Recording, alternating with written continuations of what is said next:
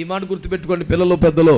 నీకు ఎవడైనా నిన్ను తప్పు త్రోవ పట్టించవచ్చు, పాపం నేర్పించవచ్చు, కానీ దాని శిక్ష భరించవలసిన సమయంలో నీకెవరు తోడుండరు. నీ ఒంటరిగా శాపాన్ని భరించాలి.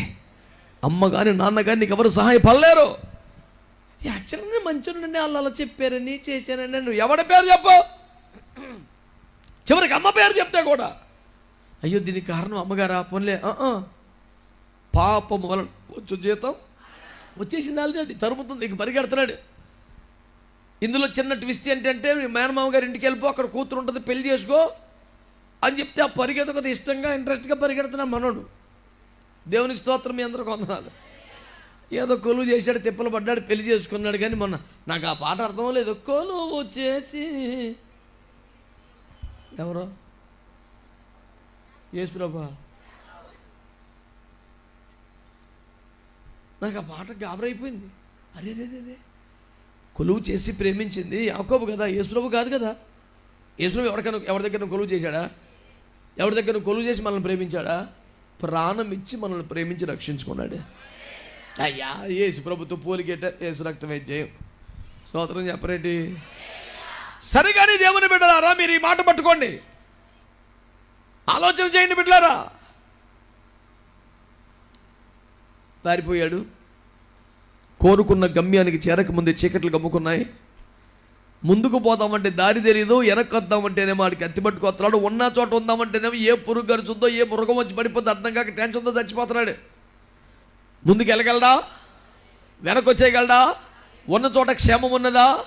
ఇంత ఘోరమైన ప్రమాదకరమైన పరిస్థితి కారణం ఏంటి? అది ఆశీర్వాదమును పొందగోరి విగ్రహం చేశాడా? మద్యపానం చేశాడా? వ్యభిచారం చేశాడా? ఏం చేశాడు?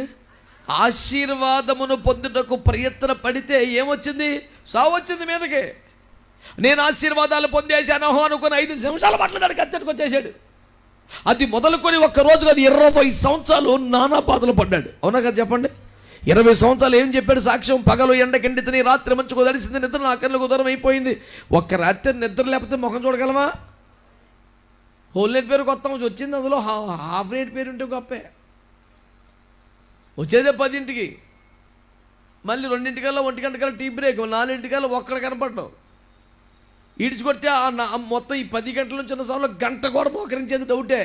పాటలు అయిపోతాయి, ప్రసంగం అయిపోద్ది, ఆరాధన అయిపోద్ది. లాస్ట్లో మరి మనందరం ప్రార్థించదము అంటే ఆ ప్రార్థన కూడా 5 నిమిషాలు తెగిలిపోతే మళ్ళీ శరణం పడి, మళ్ళీ డ్రమ్ కొట్టి, మళ్ళీ ఇంకో శరణం, ఇంకో అంశం చేసి 4 అయిపోటికి పారిపోవటమే సండే స్కూల్ పిల్లల్లాగా. ఈ దొంగ ప్రార్థనకి ఏం పేరు పెడతారు? పొద్దున్న రాత్రంతయు దేవుని సన్నిధిలో ప్రార్థనలు చేయటం. సుత్తి గట్టిగా గంట చేసిన వాళ్ళు ఎంతమంది రండి లేరు. 10 అంశాలు అందరు కలిసి గంట చేస్తే గొప్ప. నా మాటేనండి.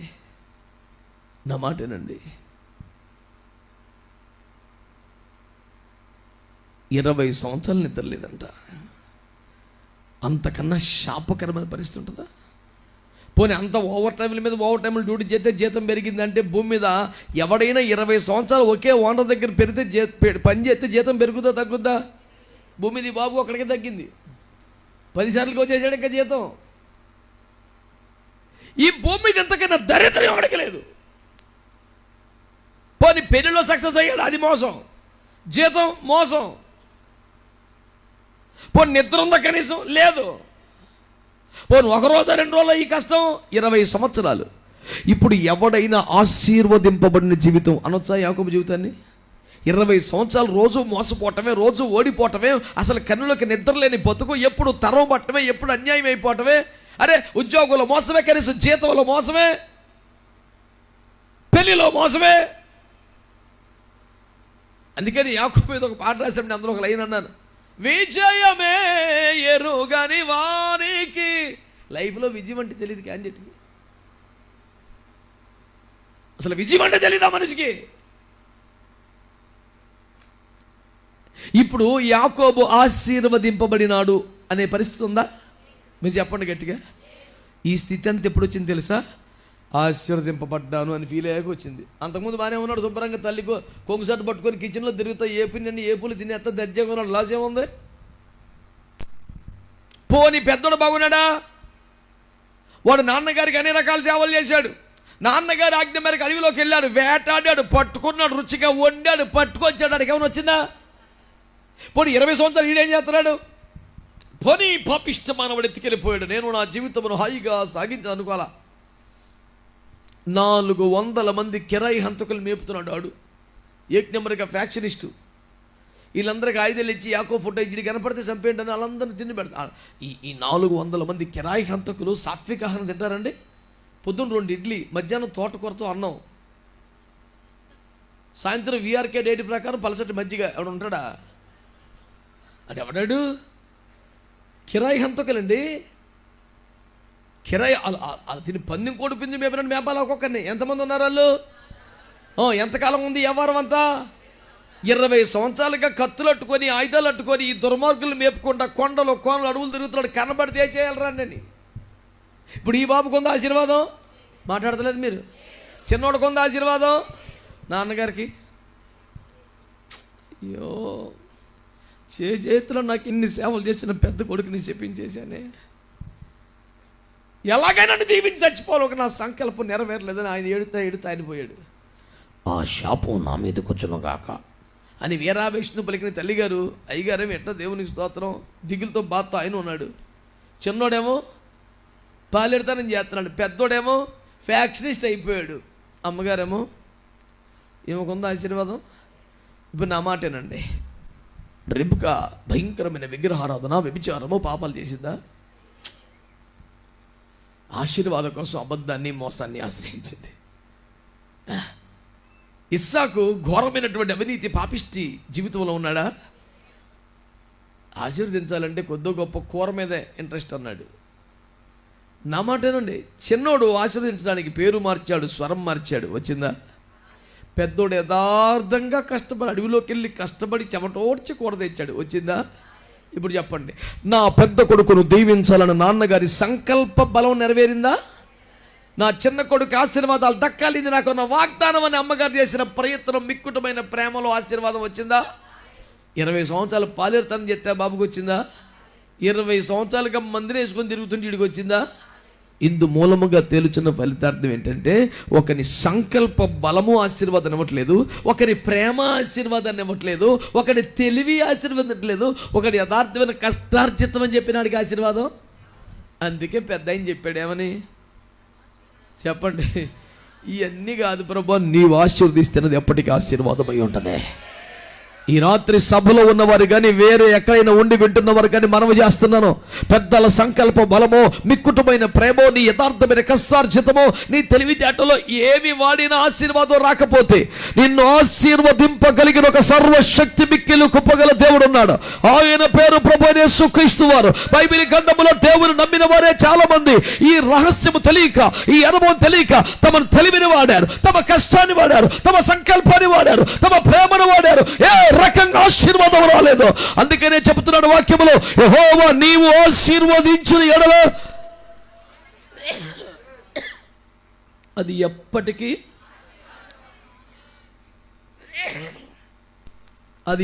ఆశీర్వదింపబడి ఉంటుంది. ఆమేన్. కాబట్టి నీ తెలివి వలన ఆశీర్వాదం వచ్చిందా? యథార్థంగా ప్రయాసపడ్డ కూడా ఆశీర్వాదం వచ్చిందా? మిక్కుటమైన ప్రేమను నమ్మే కూడా ఆశీర్వాదం వచ్చిందా? నీ సంకల్ప బలం వచ్చింది ఆశీర్వాదం. ఏమి చేసినా రాదో. అందుకే దావీదు అంటాడు, ప్రభువా నేను జీవితం అన్నీ చూసా, తిప్పలు పడినంత మాత్రం, ట్రై చేసినంత మాత్రం వర్కౌట్ అవ్వదు. నీవు ఆశీర్వదించిన ఎడల అది ఎప్పటికీ ఆశీర్వదింపబడి ఉంటుంది. ఆమేనండి మంచిగా. హల్లెలూయా. మరి ఏం చేస్తే దేవుడు ఆశీర్వదిస్తాడు? మీలో ప్రతివాడు తలకు 10,000 రూపాయలు కట్టండి ఆశీర్వాదం అని చెప్పి హైదరాబాద్లో ఒకడు బోర్డు పెట్టాడు. మరి ఎంతమందికి వచ్చింది నాకు తెలియదు. దేవునికి స్తోత్రం. 10,000 కట్టినట్టుగా రసీదు అయితే వచ్చింది. దేవునికి స్తోత్రం. గట్టిగా మాట్లాడితే 25,000కి ఫోటో, 50,000కి అయితే కలిసి భోజనం చేసే ఛాన్స్ కూడా దక్కిందని లేలుయా. కానీ ఆశీర్వాదం వచ్చిందంటే ఏమో, రసీదు మాత్రం చచ్చిపోతే పెట్టి గట్టి, సావకపోతే కేక్ గ్యారెంటీ. దేవునికి స్తోత్రం. ఎన్ని స్కీములు ఉన్నాయి నాయన. చిన్నప్పుడు అలబట్టి ఇందులో బతికంగా నేను పథకాలు తెలియలేదు మాకు. స్తోత్రం. నన్ను అడిగాడు అక్కడ, నువ్వు ఇచ్చావు ఎప్పుడన్నా? నువ్వు ఇచ్చావు అప్పుడు మాట్లాడతావు. కానీ ఎంతమంది విశ్వాసం అంతమందికి కేక్ పంపుతాడు.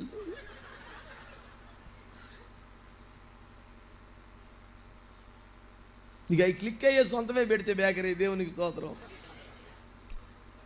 కొనుక్కొస్తుంటే ఆడి కుతనో పనో పోతున్న లాభం అని పేనమాపల. దేవునికి స్తోత్రం.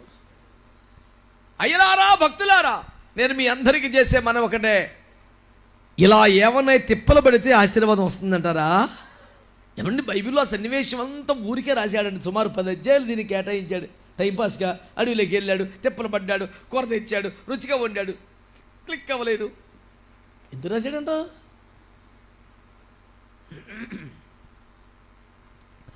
నీవు ఆశీర్వదింపబడాలంటే దేవుడు ఆశీర్వదించాలి తప్ప. ఆమేన్, ఆమేన్.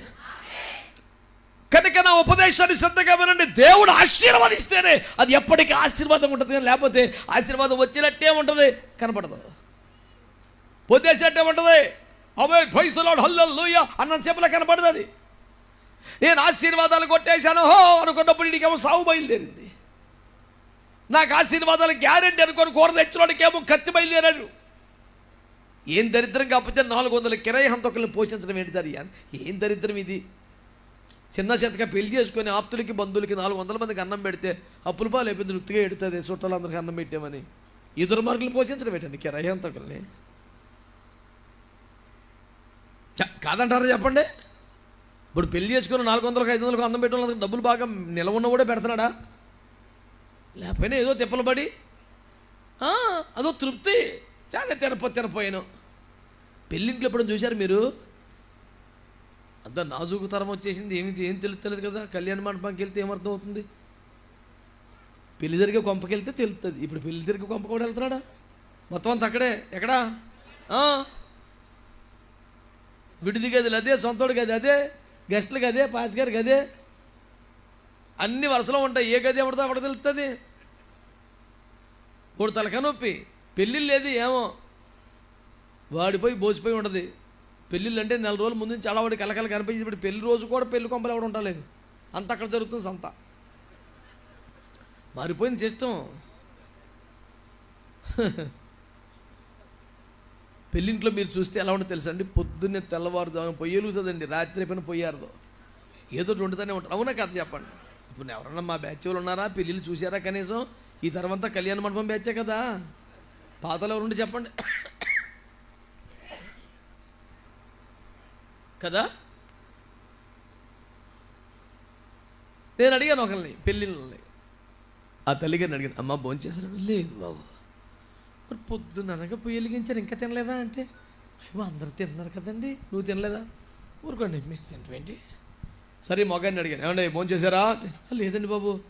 మరి పొద్దున్న నుంచి వండుతారుగా, మీకు ఎట్లేదా? ఊరుకోండి, ఎట్టపోతాం ఏంటండి, మనం తింటామేంటి? అందరిని చూసుకోవాలి కదా. ఇంట్లో ఎవడో తింటలేదు, పొయ్యి ఆడతలేదు, వేసి రక్తవేం చేయం. అసలు అది కదా మజా పెళ్ళింట్లో. మీరు ఎప్పటిని గమనించారా? మీ గొంపలో కూడా పెళ్ళిళ్ళు మంచిగా అవుతాయి కదా, తెల్లారిపటికి మీరు తినేస్తారా ఫస్ట్? అందరికీ పెట్టి సంతోషపడతామండి, అందులో ఎంత తృప్తి ఉందండి. ఎదుటోడికి పెట్టి తృప్తి పట్టడం దైవ లక్షణం అండి. దేవుడికి మాత్రమే ఆ స్వభావం ఉంటుంది. తినేసి తృప్తి పట్టేవాడు మానవుడు, పెట్టి సంతోషపడేవాడు దేవుడు. మన క్వాలిటీ అంటే అక్కడ తెలిసిపోద్ది. దేవునికి స్తోత్రం. మాట్లాడతలేదు మీరు పెద్దగానే. హల్లెలూయా, హల్లెలూయా. ఎవడికి వచ్చిందని ఆశీర్వాదం ఇక్కడ? అందరూ నాన్న సాగు చచ్చిపోతారు, నాన్న తిప్పలు పడిపోతున్నారు, కొంపకి దరిద్రం వచ్చేసింది. అందుకనే దేవుని వాక్యం చెప్తుంది, నీవు ఆశీర్వదించడం ఎప్పటికీ. ఆమేన్, హల్లెలూయా. కాబట్టి పూట ఆ తండ్రి గారి సంకల్పం ఆశీర్వదించలేకపోయింది. తల్లి గారి ప్రేమ,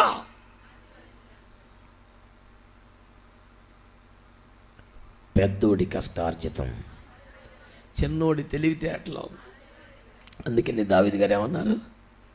ఇవన్నీ కాదు ప్రభా, నీవు ఆశీర్వదించిన ఎడల అది ఎప్పటికీ. దేవునికి స్తోత్రం. మరి దేవుడు ఎప్పుడు ఆశీర్వదిస్తాడు? ఏం చేస్తే ఆశీర్వదిస్తాడు? ఏం చూస్తే ఆశీర్వదిస్తాడు? ఎవరిని ఆశీర్వదిస్తాడు? ఫటాఫట్ 4 మొక్కలు చెప్పేసి తెగొట్టేసి ప్రయత్నం చేస్తాను. దేవునికి స్తోత్రం. మీ అందరికి వందనాలు. ఇది మీకు వందనాలు చెప్పాను కదా. సరే బిడ్డలారా, ఆదికాండము 12వ అధ్యాయం, ఆదికాండము 12వ అధ్యాయం ప్రారంభవచనం. యెహోవా నీవు లేచి నీ దేశము నుండి నీ బంధువుల యొద్ద నుండి నీ తండ్రి ఇంటి నుండి బయలుదేరి నేను నీకు చూపించు దేశమునకు వెళ్ళుము. నిన్ను గొప్ప జనముగా చేసి నిన్ను ఆశీర్వదించి. ఆగుతల్లి ఏం చేస్తాడట? నెక్స్ట్ అనండి. నిన్ను ఏం చేసినందుకు? ఏం చేసినందుకు? అన్ని మాటలు నాకు రావు కానీ సింపుల్గా చెప్పేస్తానండి. ఆశీర్వదిస్తాడట అబ్రాహాముని. అనండి. మన గలతీ పత్రికలో 3లో మాట్లాడుతూ అబ్రాహాము యొక్క ఆశీర్వచనములో మీరు వారసులైపోతారన్నాడు కదండి. ఆశీర్వాదమునకు వారసులని పిలిచాడు. ఆయనకి మాత్రం ఎట్టొచ్చింది ఆశీర్వాదం? నా పాయింట్ జాగ్రత్తగానండి.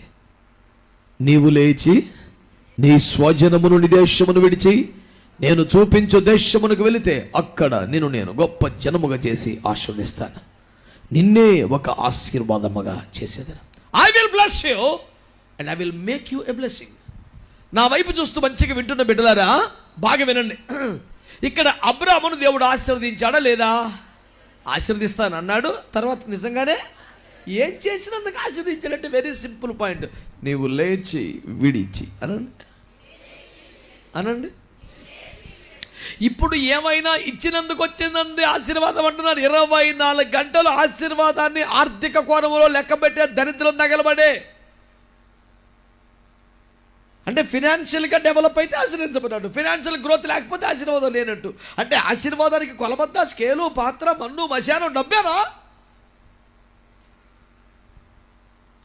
మనమాట. ఏశావు, యాకోబులు ఆశీర్వదించబడ్డవారు ఎవరు? ఎవరి దగ్గర డబ్బు ఎక్కువ ఉంది? ఏశావు దగ్గర ఉంది. 400 మంది కిరాయి హంతకులు 20 ఏళ్ళు పోషిస్తున్నాడు. అంటే ఏంటి సార్ డబ్బు ఎంత ఉండాలి సార్? ఇంతకాలంగా పోషించిపోయి దివాలా తీసేశాడా? చెప్పు చేతికి వచ్చిందా? ఏమండి? రాగిమా కృష్ణనాదా దేహి అట్లేదుగా పరిస్థితి. ఈ తన్నులు కొద్దీ సందా పట్టుకొస్తే ఏమన్నాడు పెద్దోడు తెలుసా? నాకెందుకురా బోల్డ్ ఉందా నాకు అన్నాడు. ఏది 20 సంవత్సరాలకి దుర్మార్గులందరినీ పోషించుకుంటూ వస్తే కూడా అన్వేషణ చేస్తూ కత్తులు పట్టుకొని ఫోటోలు పట్టి తిరిగిన తర్వాత కూడా ఇంకా బోల్డ్ ఉందట. కాబట్టి ఇప్పుడు ఏశావు ఆశీర్వదింపబడ్డావంటావా? వాక్యం ఒప్పుకోదు. అసలు ఆశీర్వాదానికి ఆర్థికానికి సంబంధం ఏంటి సార్? అసలు ఇదెంతలకై నొప్పి అసలు. God will bless your business, God will bless your finance, God will bless మరి గంప చుట్టూ పిండి పిసుకు తొట్టి రొట్టెల గంప బిడ్డలారా. మరి ఇక్కడే తడి వేసుకుంటున్నాం ఏంట్రా? ఏమన్నా బోధపడుతుందంటారా? మాట్లాడతలేదు మీరు ఏంటో మరి. దేవునికి స్తోత్రం. హల్లెలూయా. కాజాలో కూటమంటే కాజాలంటే మాట చెప్తాడంటే కాకరకాయ పట్టుకొచ్చాడు ఏమిట్రా అనే బాధలో ఉన్నట్టుగా కనబడుతున్నారు భక్తులు. కొంచెం ఓపిక పట్టండి నాయన. శ్రద్ధగా ఈ మాటలు వినమని కోరుతున్నాం. బిడ్డలారా ఈ పాయింట్ పట్టుకోను.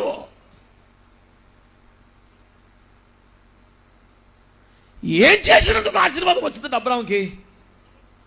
నువ్వు మరణపు అనుభవాలు ఉన్నావు, నువ్వు హారాన్లో ఉన్నావు, నువ్వు ఎండిపోయిన భూమిలో ఉన్నావు, శాపకరమైన స్థితిలో ఉన్నావు, వాక్యము లేని చోటు, మేత లేని చోటు, దర్శనం లేని చోటు, జీవము లేని చోటు, మృతతుల్యమైన పరిస్థితి, శవమన్న పరిస్థితి, అంధకారమైన పరిస్థితి. నువ్వు అక్కడి నుంచి లే. నీ ఎండిపోయిన అనుభవంలో నుంచి, వాక్యం లేని అనుభవంలో నుంచి, ఉపదేశం లేని అనుభవంలో నుంచి, హారాన్ అంటే ఎండిన స్థితి, హారాన్ అంటే మేత లేని స్థలం, ఎలాంటి చోట్ల నుంచి నువ్వు లేముందు. నీకు ఆశీర్వాదం ఎందుకు లేదో చూస్తాను. దేవునికి స్తోత్రం కలుగునగా. అన్నీ ఏంటో బాగానే ఉంటావు, మరి ఎందుకే కాకలంట? మరి చిన్న టెల్మట్ మాకు అలమట్ అయిపోయింది కదండి. ఒరే హారాన్ రా. ఎవరో బాధపడకండి, నాకు ఇండైరెక్ట్గా ప్రసంగాలు చెప్తావు రాదు. నేను తిన్నగా చేతిగా చెప్పేస్తామేమో. ఇలాగ తిరగాలంటే చిరాకు నాకు. హల్లెలూయా. ఈ డొంక తిరుగుడు అంటే ఒకసారి దగ్గర తిన్నగా చెప్పేస్తామే. నీకు నీ బతుక్కి ఆశీర్వాదం లేదు, నీ ఆత్మీయత మెరుగుపడలేదు, నీ కుటుంబం వృద్ధి పొందలేదు, పిల్లలు పరిశుద్ధతలోకి రాలేదు, అభము శుభము తెలియని పిల్లలు కూడా అక్రమమైనటువంటి మాటలే ఆలోచన ఆశలతోనే ఉన్నారు. ఇంతగా సమాజం భ్రష్టు పట్టిపోతుంది. నీకు దిగులు లేదు, చింత లేదు, బాధ లేదు. ఎందుకు ఇంకా అక్కడ ఉన్నావు? అలవాటు అయిపోయింది కాబట్టి. హారానులో అబ్రాము లోతు కలిసి ఆస్తులు సంపాదించారట, గొర్రెలు సంపాదించారట. అంటే ఫైనాన్షియల్గా క్లిక్ అయిన చోటే స్పిరిచువల్గా నాశనం అయిపోయింది పరిస్థితి. ఏమి లేదా? మరి దేవుని కృపను బట్టి అండి. మరి ఇక్కడికి వచ్చిన కాలం బట్టి మరి బాగానే ముందు ఆ స్కేల్ పాడేయరా, నీకు దండం పెడతా. పనికి మన స్కేలుడు కొనుక్కొచ్చావు ఎట్ల బజార్లోకి వెళ్ళి, పనికి మన స్కేల్ అది ఏం చెప్పు. యాక్చువల్గా గత సంవత్సరానికి ఇప్పటికీ చాలా మెరుగండి. ఎందులో పిల్లోడు బుద్ధి మారిందా? ఇలా ఎదవేసాలు ఎత్తా మానేరా? తిరగట్లేసి మొక్కలు ఎత్తున్నారా? వాళ్ళ సెల్ ఫోన్ నేను చూసే దమ్ము నీకుందా? వాళ్ళ సెల్ ఫోన్ లోకరే ఎక్కడ నీకు ఇచ్చాడా? గొంపలో బతికి ఎప్పటితే తినలేదు. నేను కనీసం ఇన్ని ఫ్యామిలీ కౌన్సిలింగ్ చేశాను. ఫ్యామిలీ కౌన్సిలింగ్ నా రాలు మొక్కలు తగులు మధ్యలో సమాధానం కర్తకాలిన చోట్లు ఇన్ని ఉన్నాయి. చెరుకు గదులకి వెళ్ళిపోయి కొట్టేసుకుని నాకు ఫోన్ చేస్తారు. వీడు మారు మంచి లేదు, దుర్మార్గుడు, వీడు సెట్ అవ్వదు అసలు, వీడికి అసలు మారు మంచి లేదని ఏమో ఫోన్ చేస్తుంది. వీడు ఫోన్ చేస్తాడు, అన్న కన్నీరు భక్తి అంతా మోసమే నటనా, నేను ఆ కన్నీరు చూసే మోసపోయిన అంత మోసం, నువ్వు కంగారు పడకన్నట్టు వీడు. వీళ్ళిద్దరిని సమాధానం పరిచి మళ్ళీ బలలో పాలు పొందే పాకాన్ని తెచ్చేపాటు నాకు సాగు అవుతుంది. కానీ తప్పదండి, సమాధాన పరచువారు ధన్యులు వారు దేవుని. ఎందుకు 10 మార్కులు వస్తాయి కదా, కష్టపడుతుంటాం మేము. హల్లెలూయా చెప్పరే. ఇప్పుడు సమాధానకర్తలంటే ఎంత కష్టం తెలుసా? మధ్యలో మమ్మల్ని కూర్చోబెట్టి ఈడిటు ఈమె ఉంటారు కదా. ఇప్పుడు ఈడు డైరెక్ట్గా ఆమెతో, వీళ్ళిద్దరు మాకే. ఎన్నాడన్నా కోడికి వచ్చి పెట్టావా, నీ ముఖానికి ఇప్పుడు అర్ధద్దులాడతా పరిచయం చేసావా అని నన్ను అంటుంటాడు వీడు. నేను ఇటు చూడాలి, మళ్ళీ నువ్వు తిన్నదానికి ఎప్పుడైనా కృతజ్ఞత చూపించినవా? మళ్ళీ శరం లేకుండా మళ్ళీ కోనుగోయమంటావా? చిచ్చి అది మళ్ళీ ఏమంటుంది, మళ్ళీ ఇటు తిరగాల. ఇన్ని సత్య 10 మార్కులు వస్తాయని ఏదో రకంగా సమాధానం పరచడానికి తిప్పలు పడుతున్నాం. ప్రభుకి స్తోత్రం. మీ అందరికి వందనాలు. హల్లెలూయా చెప్పరే.